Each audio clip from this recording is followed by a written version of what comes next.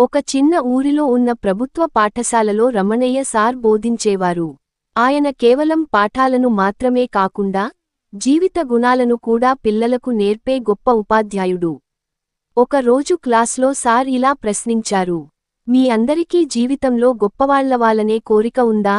అందరూ ఒకే స్వరంలో అవును సార్ అని అన్నారు. అప్పుడు రమణయ్య సార్ బ్లాక్బోర్డ్పై ఒక చిన్న రేఖ వేశారు. ఇది ఒక వ్యక్తి జీవిత ప్రయాణం. ఇప్పుడు దీన్ని పొడవుగా చేయాలంటే మీరు ఏమి చేస్తారు అని అడిగారు. ఒక విద్యార్థి, రాజు, వెంటనే బోర్డు దగ్గరికి వచ్చి ఆ రేఖను చెరిపివేసి మరొకటి పెద్దగా వేశాడు. సార్ నవ్వుతూ, ఇది తప్పు, రాజు. నిజ జీవితంలో ఇతరులను తగ్గించడం ద్వారా మనం పెద్దవాళ్లం కాలేం అన్నారు. తర్వాత సార్ మరో చిన్న రేఖ బగల్లో పొడవుగా వేశారు. ఇదే సరైన మార్గం. మనం ఎదగాలంటే మన సామర్థ్యాన్ని పెంచుకోవాలి. ఇతరులను తగ్గించకుండా మన స్వంత కృషితో ముందుకు వెళ్ళాలి అని చెప్పారు. ఆ రోజు నుంచి రాజు ఎప్పటికీ ఆ పాఠాన్ని మరిచిపోలేదు.